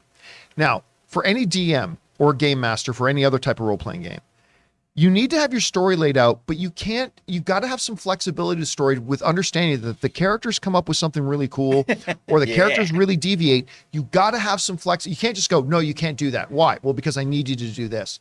You got to have some flexibility there and ready to go. So pre-plan in advance some story mechanics that, okay, if they go off the rails and go here, have a little bit of a plan B ready. Other than that, just have fun. Make sure your number one job as the game master is to make sure the players are having fun. Make sure they're having a good time. Because if they're having a good time, you're going to have a good time. So that's the best advice I can give. All right, what's next? From Stubble McShave, loved Best Worst Movie. I'm surprised Cutie have no Oscar for direction. Do you think he may get extra votes in direction if next film is his last? Oh, Quentin Tarantino. Yeah. No, he'll get nominated if the film deserves it, and if he deserves to win, he'll win. Yeah. It is weird. Like, he does have an Academy Award, but I believe his Oscar's for writing, if Yes. I'm not mistaken. So it is weird that Tarantino doesn't have. But I mean, again, that highlights how difficult it is to win an Academy Award, because not only do you have to have a great movie you put out that year, you got to hope somebody else didn't put out one that was just a little bit better. So it is really weird to think that Quentin Tarantino doesn't have an Oscar. It's weird. All right, what's next? From Baruz Harlavuva, sorry. I think there are two options for Warner Brothers regarding Ezra. One, they deepfake them. No. Two, they move up the movie to be released as soon as possible. Yeah, deepfaking him is not a realistic thing. That's simply not a realistic thing to do. Moving it up, I think, is their best option, to be honest with you. I think just taking this movie, drop it in Christmas, get it out there. I don't see a drawback to dropping it early. I do not see a drawback to that. So again, I'm not saying they're going to do that, and I'm not saying it's going to ruin the movie if they don't. But for me, if Alan Horn and David Zaslav were to ask me what should we do with this flashing, I'd say just drop it early. Just get the Ezra thing behind you as fast as you can. Don't risk Ezra going off the rails anymore over the next couple of months. Get this movie out, and then you can wipe your hands of them, move on, and go on to new things. All right, what's next? From WraithX7, hey everyone, have you guys seen the leaked animatic Popeye film? Do you think Sony will release the completed I film? heard about this, Yeah. but I never did see it. Did you guys watch any of it? No. But it's love like the Popeye. whole movie in animatic form, or most of the movie in animatic form, something like that. And who is the director of it? It's a name we recognize, and I cannot I remember, don't remember. who or what it look it was. But no, have not seen it yet. But I think out of curiosity, I'm going to watch it sometime. All right, what's next? From Sin Vendetta, finally, Hogwarts Legacy gets a release date of February 10th, 2023. Nice. I'm so excited. We going to Hogwarts. You know, Anne was asking about that game. She wanted to know the release when we went to GameStop. Yep, she went right up to the She's thing like, and asked, when "When's is the thing?" this coming out? And I asked the guy, he's like, I don't know, but that's good to have a concrete date now. I'll tell you what, this does not happen often. I'm at work and I get a text from Ann. She goes, tonight we're going to have dinner and we're going to sit down and we're going to watch the game announcement, the Hogwarts game announcement video that they just put out on YouTube. Remember that? They dropped that full thing, kind of like a big preview of the game. And it's This like, game this looks incredible. like you plan your evening around going to the movie. She goes, tonight we're going to eat dinner. We're going to sit down. We're going to watch this. Is it like open world? Or Yeah, what is it? Yeah, you create your own Oh, okay. guy, your own. Oh, okay. Yeah. You fight It's different people on it looks campus. really good. It looks really good. But We might Ann do a is, play. We might have to do a play with that one. we'll That'd be definitely so have to do fun. that. That and RoboCop. RoboCop for sure. We got to do. All I right, really what's want to next? go watch the Hogwarts Christmas light show with Anne. Oh God, have you guys been there and seen Yeah, it? I It's cried the August. first time I saw it. What is It's that? Is that beautiful. Universal? I think Yeah, about Christmas yeah, all the the time, castle. Rob. Well, But are no, we no, in you Christmas and Logan will definitely have to, because we've had Yeah. our annual passes. So you guys come with us Yeah, anytime. I think it'd be so fun. It would be. It is kind of odd living in Burbank, and then every once in a while you look up and you're just like, Hogwarts is basically in Right. Burbank. It's really It's strange. right Driving there. on the Yeah. freeway, and you're like, the Eye of Mignon. Okay.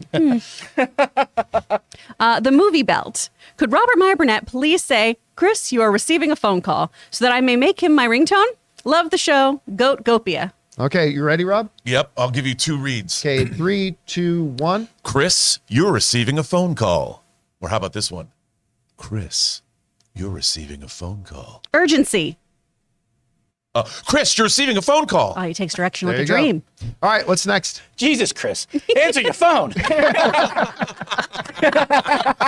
need that one. He's gonna use that one. That was Jonathan, though. Damn it. Seconds from disaster. Boobs. Sorry, I just wanted to see Rob's reaction. Bring on the Disney Plus. Bring on the dirty. Bring on the D Plus. Oh, yeah, bring on the Disney. Bring on the dirty. Be Whatever. Bring on the dirty. Bring on the D. Bring on just Bring on just the bring on the double D. It's Oh, funny. man. Bring on the double Ds. There we go. Bring on the D plus. All right, what's next? I was actually can do thinking this of all someone's day. boobs about 5 minutes ago. From Kevin Irving, who sends in a $20 super Thank you, chat. Kevin. Blue Beetle was shooting principal photography in a dangerous part of Puerto Rico. This resulted in a gang shootout, putting the cast and crew in danger. Everyone is safe. Could this affect the movie moving forward? Boy. Oh, I mean, whether or not it affects the movie going forward has everything to do about what the results of that were. I mean, I just don't know. I mean, that's always we've seen documentaries on movies that have been made in questionably safe environments where some crazy stuff has happened. Yeah. So I mean, I honestly don't know. I mean, maybe they have to move production To the somewhere. I volume. just don't know. See, the producer in me is thinking, I wonder if they got that on film and they can use it in the We finish. can, that's what the producer Well, and thinks. filming on location is always just such a crapshoot too. I mean, we've done commercials in North Hollywood where all of a sudden you're like, oh, there's a whole bunch of people who should not be on this close set, but Yep. we're in a public park. So how do you control that? Yeah. All right, what's next? From Edgar Magnan. I'm in. any- I'm in. Oh, thank you. Percent chance we get Doctor Strange 3 before Secret Wars. Is there a 3?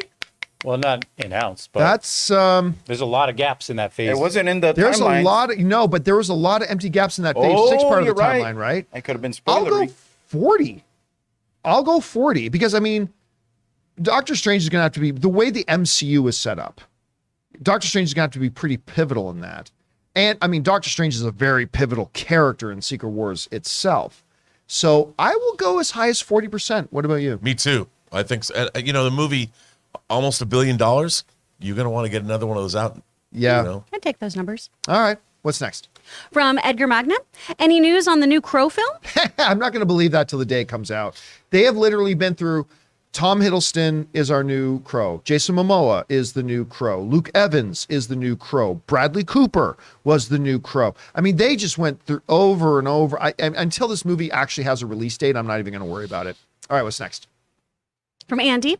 Greg Berlanti was very much supposed to kickstart a DC film universe, starting with Green Lantern back in 2011. Coulda, shoulda, woulda, maybes. I mean, it just so. With that Green Lantern? Yeah. All right, what's next?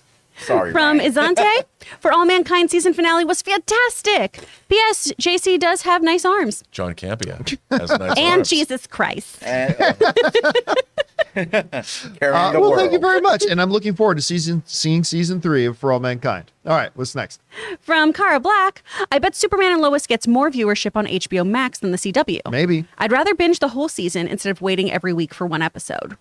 This is funny. Like when I looked up the actual viewership numbers, like season 8 of The Flash. Any guesses on the average number of viewers each episode of The Flash got in season 8? The average episode, what the average episode viewership was. Any guesses? 2 million.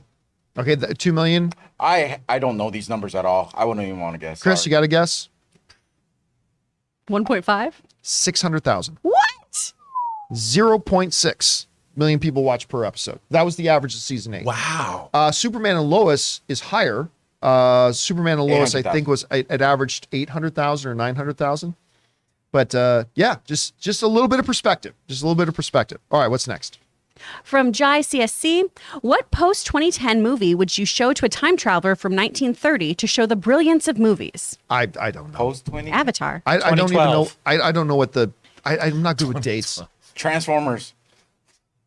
When did 4. the King's Speech come out? Oh, Oh. that's a good. Yeah, it's a good one. He'd be like, well, looks just like my time. What's the difference? Yeah, I mean, yeah. So I don't know. I'll say King's Speech, but I'm not even sure what year it came out. So there's that. All right, I'm just what's going to next? troll him and show him all the worst movies. Godzilla versus Kong. From Suthius, Snake Eyes. when my wife came to the States in 2009, I asked her to recreate a movie scene for me. She never did, but I still love her anyways. Scene in question, Jamie Lee Curtis's lap dance from True Lies. No, Oh boy. move more slowly, sexy. That scene is so great. That whole scene is so great. He's trying to play around with the tape recorder. It's like, again, my all-time favorite action film. True Lies is my all-time number 1 favorite good one. action film. I love that That movie. was So the right kind of movie. I would have used another movie. Just me. I love that scene. All right, what's next? Chris, answer your phone. What movie would you use? Daniela Real. Hi, all. Thank you for all the new live content. Looking forward to seeing you more often. Super excited. Thank you so much, Danielle. Everybody thinks that until it happens. We'll see. We'll see how much you like more of us after you see more of us. But no, we are really excited, and let's see how it all goes. All right, what's Wow. next? From Stubble McShave, I'm intrigued by Spielberg's upcoming The Fablemans. Is that the one about his mom? Yeah, Yes. yes. Yeah, Family, I mean, growing up. I've met his mother. His mother served me lunch. It was back when I was doing the anniversary, and my entertainment lawyer was like very much a stereotype. He was like, I don't know what the proper terminology is, but Jewish gentleman, wore the big black hat, the side. I don't know what the Hasidic. is that what. But what's the actual curls in the hair? What is that called again? Oh, locks? I don't know what it is, but he was great. He was a great lawyer. I love, and he said, I'm going to take you to a place called Milk and Honey. I'm like, all right. And what I didn't know was that it was Spielberg's mother's place. And I didn't know. I learned all this stuff. She was a world famous classical pianist. All this kind of stuff. So like you go in there and they're playing her music, and she came out like it was a pretty. I've never met Steven Spielberg, but I can say I met his mom. All right, what's next? From Andy Asola, sending in a $20 super chat. Thank you, Andy. We don't even know whether most of the Ezra allegations are true or not. There's been a lot of conflicting reports. Apparently, Ezra has been in rehab since July. Firing Ezra and releasing the film should be the only option. Well, I mean, Ezra's, make no mistake, they fired Ezra. I mean, that's that's no doubt. As far as rumors, no, there are police reports. There are publicly available police reports. So that, I mean, much of this is not rumor. A lot of it's also captured on film and on camera. Now, there have been some things like, oh, the house they were staying in, the house that Ezra had, and what they were doing with other people. I mean, some of that stuff could be more questionable. I would have joined his lot of it- Icelandic cult. Yeah, Icelandic. But a lot of stuff is in official police reports and actually videos. But you're right. I still think their best choice is just to release this film as soon as they're ready to release it. All right, what's next? From Dante Sarecchia, sending in a $50 super Thank chat. you, Dante. That's incredibly generous, man. Dante. Thank you so much for that. Hey, Campea crew. I want to start off by saying how proud and happy I am for all of you. The direction this channel is headed couldn't be more exciting. Thank you for all your hard work you put in every day. All the best, and bring on the filthy. Well, thank you so much, Dante. And listen, look, we don't always succeed, but what we try to be here, at least we try, is we try to be a place where we just get to celebrate the stuff we love. We get to talk about the things we love, and we get to celebrate being fans. And we want people to be able to, like, at any point during the day, to be able to pop on one of our videos, hopefully even join us live, and just whatever crap is going on, or it's a hard day or whatever, just come in and we can all just talk about and have a good time talking about the things we love. Especially in an era where some like online stuff about is just, their goal is just to destroy fandom and make it a more toxic, awful place to be. We try to make it something that is a fun thing to be a part of, and to expand what we do into doing more after shows and things like that. That's what hoping can be. And again, we don't always succeed. We don't. I know there's improvements we need to make. We need to get better, but it's what we target to try to be. So I'm glad that you're here for it. And thank you for the kind words, man. We really appreciate it. All right. What's next? From My Five Head. If Giancarlo is going to be really going to be Professor X, I call for his Magneto to be Viggo Mortensen. Hey, listen, all I ever care about is get a really gifted performer in roles. That's all I care about. So if they announced Viggo Mortensen as Magneto, who's an Academy Award winning actor, one of the best, probably top 10 best actor in the world right now. Oh, hell yeah, I'd be all for That's that. great casting, actually. Yeah. He was really good in 13 Lives. Oh, I didn't even know he was in 13. Yeah. Oh, no, of It's course I him and knew he was Colin in 13 Farrell. Lives. Yes. Really good. And Joel Edgerton as well. What's the one where he was the Russian mobster?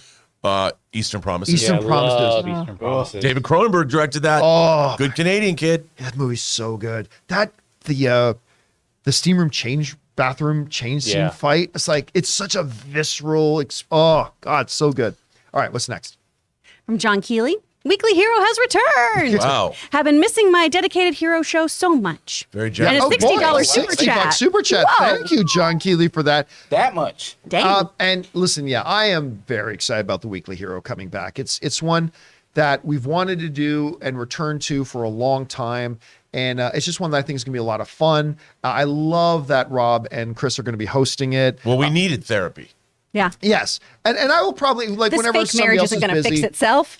I will probably slip in there once in a while, but for these guys to do it, it's going to be really exciting. I'm super stoked for it. So I'm glad you're excited about it too. And again, thank you so much for supporting our channel on that level, man. Really appreciate that. I do want to point out that just a walk away, we do have a comic shop down there that we could utilize for that show too, if we need to. You know what I mean? Like get issues. How would or we whatever. shoot a live show from the No, comic shop? not comic shop, but I meant if there's a new issue We need to go No, get he's Oh, saying yeah, for yeah. material. for material. It's just I right mean, there. we have Yeah. We can things go live like- on our phones. Yeah. That would not look good. All right, what's next? We can do it from your Instagram that John doesn't follow. Yeah, right. That's true. From a newest genocide. Hi y'all. Have you watched the new She-Hulk featurette Marvel released with the Law and Order like opening?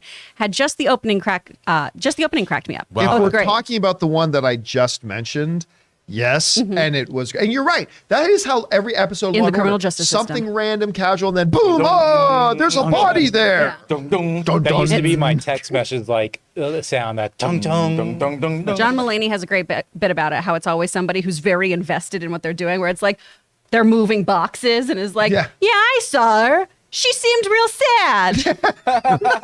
Dun, dun. Dun, dun. All right, what's next? From Josie Reviews, Bodies was fun, but the ending will determine how you feel about the money. Catch it on streaming. Fall is anxiety-inducing. That is better than I thought it would have been. Catch it in theaters. I don't know what fall I think is. you Fall talking is about that that new movie. Yeah, bodies, they're bodies, stuck on bodies. that tower. But what's fall? They're like stuck up on a radio tower. Oh, It that's looks- Oh, yeah. Bodies. It's funny because I had not seen Bodies. I had heard good things though. And then the day after I saw Easter Sunday, my assistant Taylor, he had gone to see screening of Bodies. And where I was saying, I can't even say, I think Easter Sunday is the worst movie of the year. Taylor said, no, I think Bodies is the worst movie of the year. I'm like, really? I hadn't heard anything but good things about it. So I still haven't seen it myself, but I got to get up on that. Yeah, Fall All right. doesn't look incredibly great, but it does look like anxiety inducing. You Oh, should I'm watch the watching trailer. this. Yeah. Watching this. All right, what's next? From Folly. Enjoyed last night's episode of Best Movie, Worst Movie. Is it fair to say that Christoph Waltz is Tarantino's most valuable performer? No, I wouldn't. Well, I mean, it's hard to argue. Like what? Sam Jackson. yeah, Is. over Sam Jackson. Sam Jackson. I mean, That's what I was gonna say. Like Sam Jackson. that legacy. I mean, you're Pulp Fiction and all that, and he was so good in Django. But it's hard to argue with 2 Oscars. So I know. And really, like, what is Inglourious Bastards is still great, but Inglourious Bastards becomes Inglourious Bastards because of Christoph Waltz. So the way he played that character, you talked about on the show yesterday, just that opening scene. Oh, What he brought to that is just great. And his Schultz in Django is so incredibly good. I don't know. Maybe he is. Maybe Yeah, he I is. mean, it's Sam Jackson or Christoph to me. yeah. Yeah. It's one I of mean, two. the argument can be made either way. All right. What's next? From Zelda Master 702. So tomorrow is my 30th birthday. Happy birthday. And you've been a part of my life for at least the past 11 years. I look forward to listening every day and hopefully for many more years to come. You guys rock. Thank you so much for that, Zelda Master. What a kind thing to say. And again, happy birthday to you. May you have a marvelous birthday and a marvelous, triumphant year ahead of you. And we're really glad that you're here with us along for the ride, man. Appreciate that very much. And also, if you're turning 30, watch Logan's Run tomorrow. Yes, Oh, that's a very Yep. key time to watch that movie. All right, what's next? From Alan Ling. Hey, John. Do you think D23 will have any Disney Plus promos for its attendees? Back in 2019, they had the 3-year plan Yep. from when it launched for $140.95. Includes tax. A promo would be nice. Was that 19 or 18? I can't remember now. But anyway, I was at that one. I remember they did a big promo for people who were there, all that kind of stuff. I don't know. I don't know if they will. I mean, it seems like it would be a good thing to do. Especially with the different tiering. the Yeah, with new like tiering maybe prices. they'll announce. Like I'm really hoping they'll announce. Like, what is this starting at $10.99? Like, what does that mean?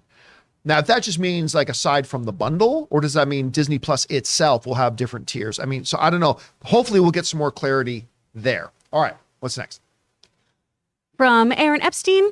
I'm curious if WB would sell DC. How No. much would it be worth and who would purchase it in their current state? No, 1,000% they're not. David Zaslav has been very clear. He believes that's the crown jewel they have.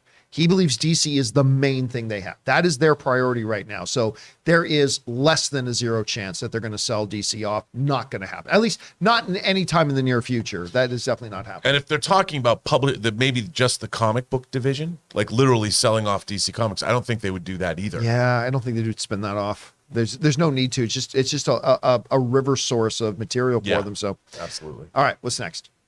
From Edgar Magna. Any horror graphic novel, Rex?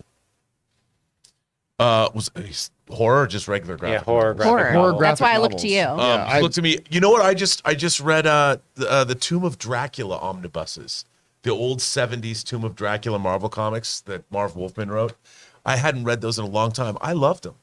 They were great. All right, I'm actually not really in terms familiar of with horror any. comics, you know what also is awesome, and people are gonna bitch if I say this, but I'm gonna say it anyway. The Alan Moore Swamp Thing run that's been collected into the Absolute Edition. No, it's so good. They've been recolored. They are absolutely gorgeous. And revisiting that whole run, there's now 3 Swamp Thing Absolute Editions out. It's awesome. By the Imagine way, getting angry over Swamp Thing. Yeah, that's what I was going to say. Well, people get mad because it was recolored, but it's like it was newsprint in the first place. Right. okay, 99% of our audience has no idea about any of that. It's true. But I will say this: the newest episode of Harley Quinn that just came out yesterday, Swamp Thing, Oh, really? best version of Swamp Thing ever. So I'm hyped. yeah, best line from Swamp Thing ever. I was just inside her. I mean, you never thought you'd hear that line from boy. Swamp Thing, but it's there. Boy. All right, what's next? But we all always hoped. From Sohrab Ahmed. Just some support. Thank you so much. From Fredo. Hello, Danknug Gang. Hello. Hang nugs. John, tomorrow we got Cheeto versus Cruz. Who you got? You got Cheeto? Then we have UFC 280 Usman versus Edwards. Who you got for that fight? Usman, right now that Nurmagomedov is retired, Usman, I think, is the #1 pound for pound fighter in the world. I think he wins that, and I think he wins that rather easily. I'm going to go against the betting line on Cruz. I think Cruz wins that fight. Like, I think everybody's so quick to count out Dominic Cruz, but I think he wins that fight. And I'm not saying he's going to capture the title again, but I think he's got another run at it in him. So that's my guess. All right, what's next? A lot of support.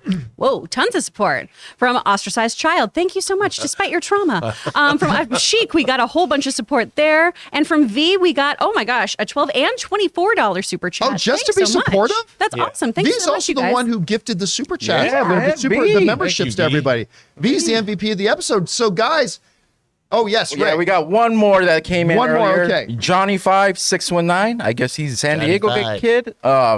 Simi Lou was recently asked about the MCU. He says he's going to be busy for the next few years. What projects do you think he'll pop up in? I think this is referring to Shang-Chi 2. Well, I mean, not only Shang-Chi 2, but like we talked the other day about the fact that don't expect him just to pop up next in Shang-Chi. Captain Marvel, maybe. Yeah. Captain I think he Marvel needs is to a be in the very, Marvels, very, at least, I think that is the most logical one that For- we're going to see him pop up in. For me, I would love, even though he might be overpowered, for him to pop up in a lot of the street level shows like Echo, Daredevil, just because to bring some of that martial arts into those shows would be awesome, I think. But without the there's rings. two things against that though. Number one, you're right. He's way overpowered for that. Like there's nobody in those shows that poses any kind of a problem or a threat to Shang-Chi. The second thing is that I don't think they're going to have him pop up in shows. I think he's on the theatrical side. I think you're right. I think the Marvels is the most logical thing for him to pop up in, even though, because you and I still speculate there's a connection there.